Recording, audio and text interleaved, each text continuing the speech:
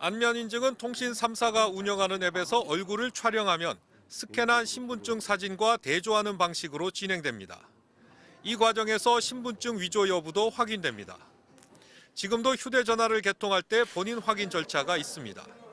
그런데도 안면 인증을 도입하려 하는 건 비대면 개통이 급증했기 때문입니다. 특히 알뜰폰의 경우 지난해 개통된 약 400만 건 가운데 90%가량이 비대면 개통으로 추산됩니다. 비대면 개통은 지금까지 신분증과 간단한 본인 확인 절차만으로 가능했기 때문에 범죄에 악용되는 불법 개통, 이른바 대포폰을 걸러내기가 쉽지 않았습니다. 지난해 적발된 10만 건 가까운 대포폰 가운데 92%가 알뜰폰인 이유입니다. 휴대전화 개통의 안면 인증 도입은 부정 개통으로 인한 국민 피해를 예방하기 위한 불가피한 조치임을. 하지만 얼굴 정보는 한번 유출되면 바꿀 수도 없다며 반대하는 목소리도 만만치 않습니다. 국회의 반대 청원에 동의한 사람도 이틀 만에 4만 명을 넘었습니다. 나중에는 또 뭐 안면으로 결제 같은 것도 될 수도 있는데 해킹 사건으로 인해서 다른 문제도 또 발생할 수도 있어가지고 좀 우려가 되는 사실이죠. 논란이 커지자 정부는 안면 정보는 본인 확인 과정에서만 쓰이고 바로 삭제돼 저장되지 않는다고 밝혔습니다. 또 안면 정보가 서버에 오갈 때도 해킹에 대비해 암호화가 이뤄지고 있다고 설명했습니다. 안면 정보가 저장되는 은행 비대면 계좌 개설이나 공항 출입국 절차보다 유출 우려가 크지 않다는 겁니다.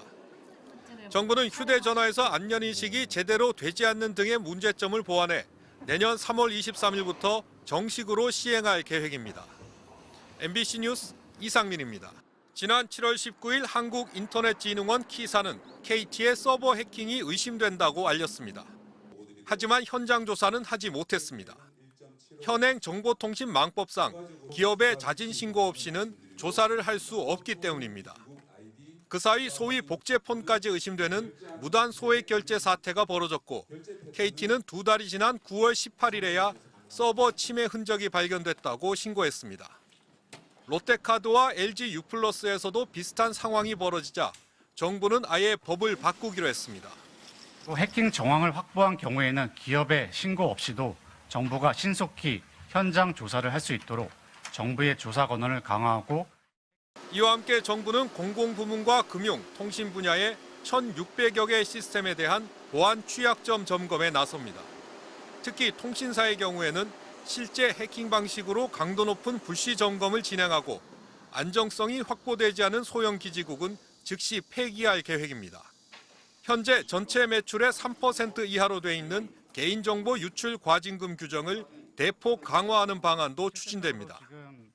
영국에서 보면은 이런 정보보 관련된 이슈가 있을 때 관련 매출의 한 10% 정도를 부과하는 이런 어떤 사례들도 있습니다. 또 정보보호 공시 의무 기업을 상장사 전체로 확대하고 보안 전문가인 화이트 해커를 1년에 500명씩 양성하겠다고 밝혔습니다. 정부는 최근 이어지는 해킹 사태를 국가 비상사태에 준하는 위기 상황으로 보고 국가안보실을 컨트롤 타워로 하는 범국가적 사이버 안보 협력 체계를 만들기로 했습니다. MBC 뉴스 이상민입니다.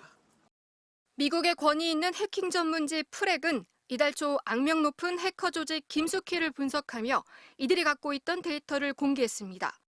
해킹 조직을 해킹해 그들이 뭘 했는지 확인해 본 겁니다. 그런데 한 폴더에선 LG U+ 내부 서버 8,900여 개와 계정 4만여 개의 정보, 직원 167명의 실명과 계정 정보가 나왔습니다. 해커가 올해 4월 접속한 기록도 확인됐습니다. 통신사 중에 일부는 내부망까지 침투된 흔적이 보이고요. 그 모든 침투 경로가 다 나온 것은 아니기 때문에. 다른 폴더에선 KT 웹서버의 보안 인증서와 개인키가 발견됐습니다.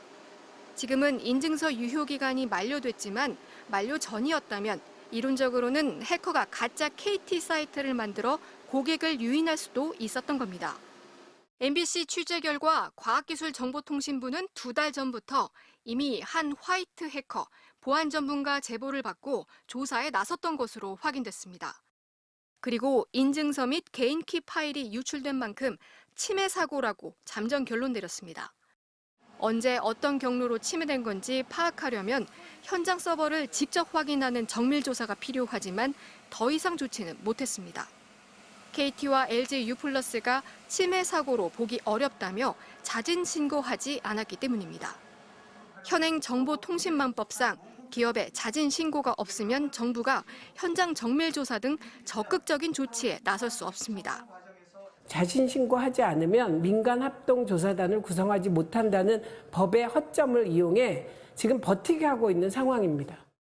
KT는 유출된 것으로 지목된 보안 인증서는 KT망에서 유출된 게 아니라고 주장했습니다.